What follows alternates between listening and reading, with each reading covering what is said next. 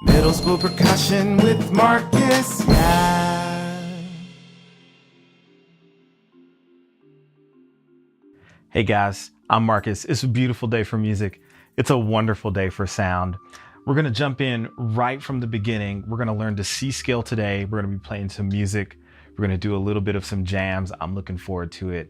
I love playing drums. Let's get right into it. So first of all, I'm gonna look at 3 humps and I'm gonna look at 2 humps right here on the upper row of my bell kit. Now that's gonna tell me where 2 specific notes are.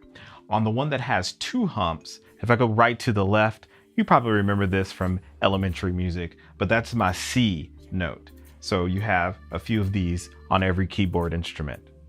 And then if I look to the left of my 3 humps, I'll have an F.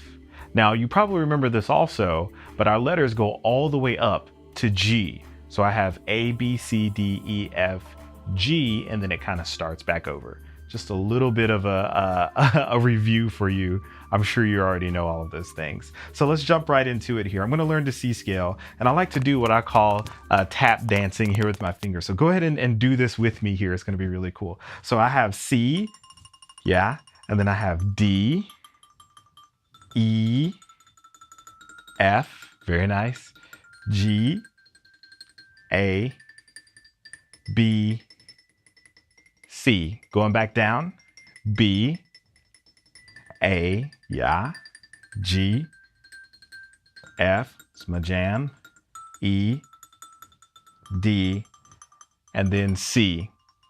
Beautiful. We're gonna do the same thing with our mallets, but first let's go outside. All right, guys, so I'm going to talk about a little bit about some stroke types. Now, when we talk about stroke types, we're mainly talking about how the stick or how your mallet, which is what these are here, it's just another kind of bell or xylophone mallet, how they actually move through the air. And there's a few different types of ways that they move through the air. And sometimes it gets a little bit confusing because some people will call them a few different things, even though they're sort of talking about the same thing. So the very first one and the main kind of stroke that we're going to be doing here is going to be called, or at least what I call, the legato stroke, which means that your stick kind of comes back up off of the mallet, or that it has a nice smooth motion. It doesn't sort of stop anywhere for a whole lot of time. So a lot of times with this, I'm gonna actually start with my mallet sort of together here, and then I'm gonna turn both of those up. And notice when I turn both of those up that my hands are nice and relaxed here, and then when I actually turn them down, I'm gonna start at this particular point and I'm gonna go down here. Go ahead and try that with me a few times. Right now I'm doing it very slow so you can see how it happens. And notice that the mallet ends up back at its particular position. Let's do a few right hands, moving nice and slow, coming back kind of to a home base, a little home position here, nice and slow, and then do a few left hands, making sure we're playing right in the middle of that pad. Now, even though this is a snare drum pad, a lot of times I try to practice some of my basic sticking patterns with my mallets because we're gonna really need those a whole lot, especially later on. Now I'm gonna do the same exact thing here, but I'm gonna speed up the stroke just a little bit. So instead of moving nice and slow, I'm gonna move the stick or the mallet quickly through the air and snap back up to here. Bam. So you notice how I snapped back up here. Now, even though I'm moving the mallet quickly, I wanna make sure that I'm not adding any pressure or I'm not like squeezing my arms or squeezing my hands when I'm moving the mallet. Tension or a whole lot of like, Squeezing of the muscles is a drummer's worst nightmare. It actually slows you down. and you won't be able to play a lot of stuff. So let's just do a little exercise here. I have my metronome, the da-da. I have my metronome set at 120 beats a minute, and I'm gonna play what we call half notes, and I'm just gonna play them on my right hand. So I'm gonna start a nice, beautiful position here, and then I'm gonna turn up, not too high, at least not in the beginning, and I'm just gonna play a bunch of right hands in half notes. So it's gonna be every other one of these clicks. 1 and 2, and 1, 2, ready, and hit, hit, hit, And notice that I'm going right back to that home position. Bam. Nice and relaxed. Beautiful. Making sure we move the mallet or your stick nice and quick through the air. Striving for beautiful consistency. Let's do a few on the left hand. Here. Very nice.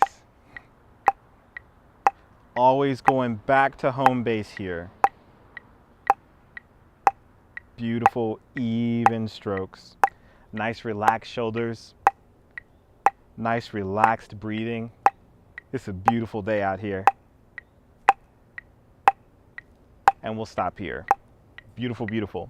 So that's going to be the first type of stroke that we're going to be using when we're playing our scales, when we're playing our different scale patterns, whether we're playing with one hand or we're playing alternating. Let's do it. That was cool. All right, so we're going to take our mallets, since we just learned how to play with those. And for right now, I'm going to be playing just with my left hand, and I'm just going to go up and down the scale in quarter notes, which we just count 1, 2, 3, 4. So I have this. You can do it with me. 1, 2, ready, and C, D, E, F, G, A, B, C. Yeah, let's do it with our right hand. 2, ready, and C, D, E, F, G, A, B, C. Very nice. This time we're going to alternate. And all that means is that we're going to start on our right hand, at least this time, and we're going to go one hand after another. So we're not going to double on any of our hands. Let's try it. 2, ready, and C, D, E, F, G, A, B, C. Yup. So that was super cool. This time we're going to go up the scale and back down the scale. Let's try it. 1, 2, ready, and C, D, E, F, G, A, B, C, B, A, G, F, E, D, C. Again, 2, ready, and C, D, E, F, G. Very nice. Yeah. Back down. Nice, beautiful, relaxed strokes that come back up. Again, 2, ready, and C, D, E. Making sure we're playing right in the middle of every single bar, trying to get the same exact sound even though we're alternating hands. Very nice. This time let's do a little bit of the remix, and I'm going to start on the left hand instead of starting on the right hand, and I'm still going to be doing alternating strokes. Let's try it. 2, ready, and yep. Left, right, left, right, left, right, left, right in the middle of those bars. Nice, even strokes. Again, 2, ready, and yep. Just like grandma used to do it. Very nice. Nice, easy scale. Beautiful, beautiful. Now, with the C scale, one of the things that makes it super easy in the beginning to learn is that we don't go into these upper keys up here. Now you probably noticed this layout from a piano. On a piano, the actual keys up here are black.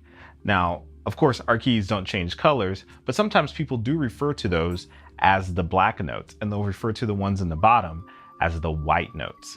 However, in percussion, ours are the same color, right? So a lot of times you'll hear people refer to the ones on the bottom as the naturals, and then the ones on the top as the accidentals. Now we'll be talking a lot more about that as we start to learn more scales, especially in the next episode. It's going to be super cool because we're going to get to use some of those in the top row. And I'm even going to get a little bit more specific as we go along and give you a few more names. as we do some of those. Now, let's actually play some songs using the C scale. Let's go to the studio. Okay, guys, so we're here in the studio. And more importantly, we're in the studio inside of my computer. Now, we call this a digital audio workstation. Sometimes we refer to it as a DAW, or some people just say DAW, D-A-W, digital audio workstation. Ba-bam. Now, what I did here is I wrote out a piece that's in the key of C. Here it is. Boom. And what we're going to do here is I put a little bit of a backing track using my digital audio workstation, so we can have a little bit of some fun with it here and things. So just jumping right into it, we'll notice if we look over at the key signature that there's no sharps or flats. So that means we're going to only be choosing from the notes that we just played in our C scale. If there's no sharps or flats, we're probably going to be playing the C scale right now. So just notice that eliminates all of the notes from that top row. Ba-bam, making it easier, babe. Yeah? Now, the next thing we're looking at here is that I am in 4/4. So that means I'm counting 4 beats per every measure. We'll also call that common time because it is very common. And then I see that there's pretty much only one kind of rhythm that I have here, and that's a whole note. So that means I'm really only playing on beat 1 out of every single measure. So that makes it nice and easy for us. Beautiful. I'll give you a second or two to sort of look at the parts here, and then we'll do it, and then I'll talk a little bit about some of the stuff, and then we'll probably do it once or twice more. Boom. Let's make it happen, folks. Starting from the top, it'll be 8 clicks, and then we'll be playing. Let's do it. 5, 6, ready, and...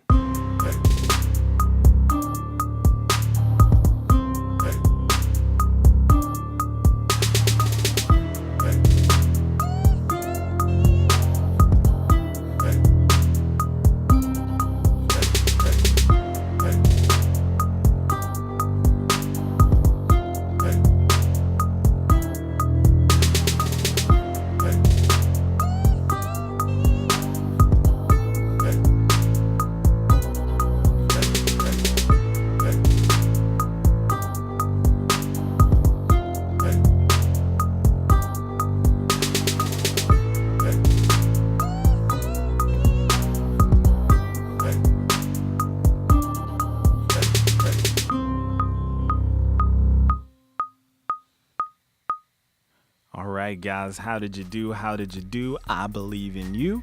So, a few things about this. Thing number 1 is I want to be looking out for some red flags. Now, notice that I've already kind of told you that we're not going up to that top row. And technically, it would be a red flag if all of a sudden we started to see maybe a flat or a sharp that showed up in the actual song. So that would be a red flag, but we could already kind of get rid of that one because it's not there, right?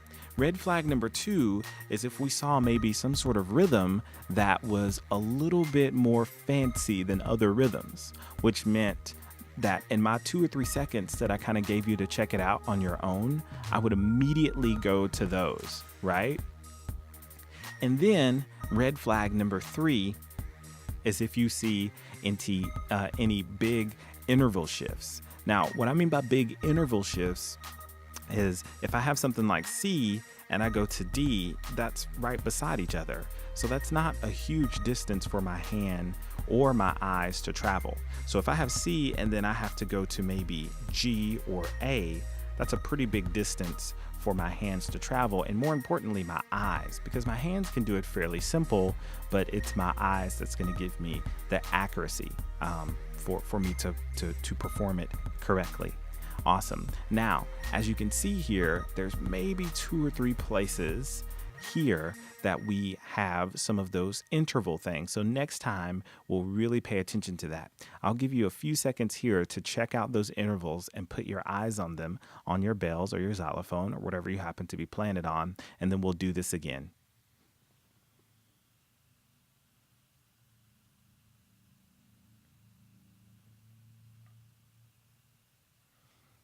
Ba-bam. Let's do it.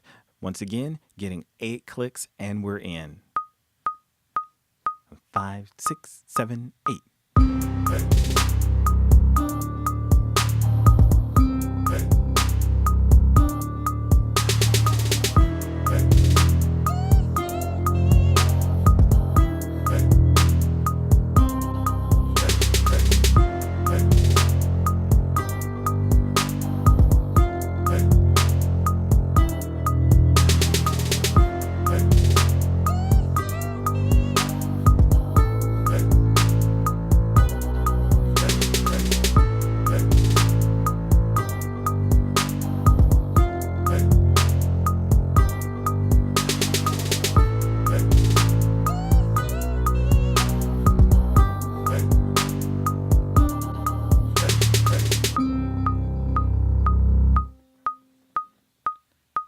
Ba-bam. How did you do? How did you do, baby?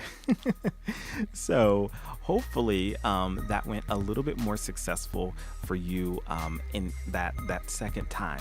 Now, what's really cool about all digital audio workstations, whether you're using the particular one that I happen to be using here, it's called Logic Pro X, or if you're using any of the other ones, FL Studio, Studio One, Pro Tools, there's a whole lot of them that are out there.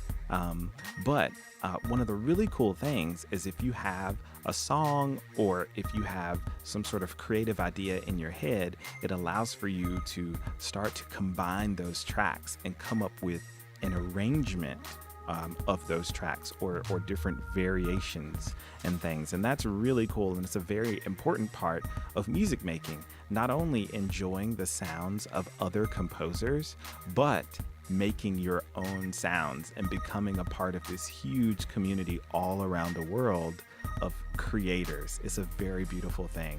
I'll see you guys in the next studio time. That was super cool. It is truly a beautiful day for music, and it's a wonderful day for sound.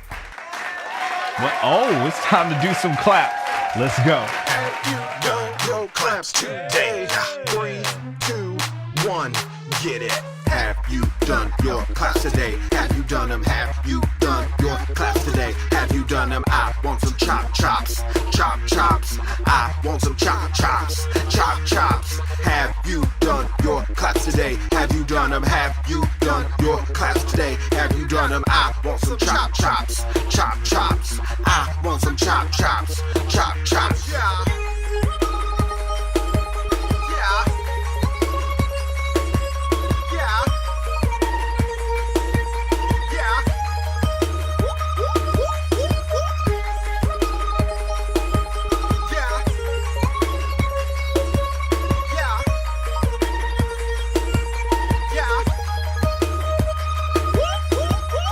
Just when you're getting tired, I believe in you.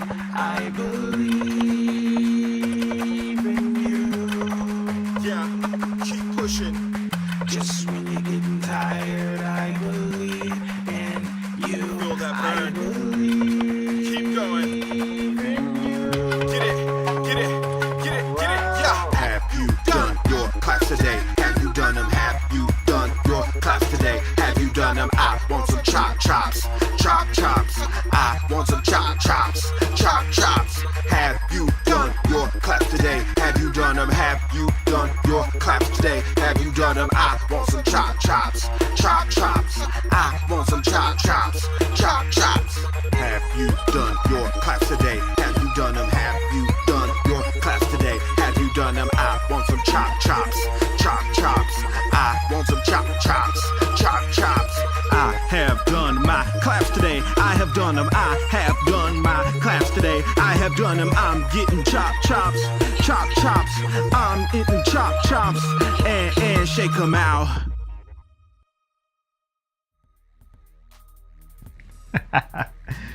Ooh, man. That was tough. All right. Hey, so it is truly a beautiful day for music, and it's a wonderful It's a wonderful day for sound. Percussion is so wonderful because not only do we have bells, but we have snare drum and drum set and timpani and hand drums, and we get to play rock music and jazz and hip hop, and we get to make beats. It is super, super cool to do all of these wonderful things, and I look forward to exploring all of those things with you in the next episode. Deuce. Middle school percussion with Marcus. Yeah.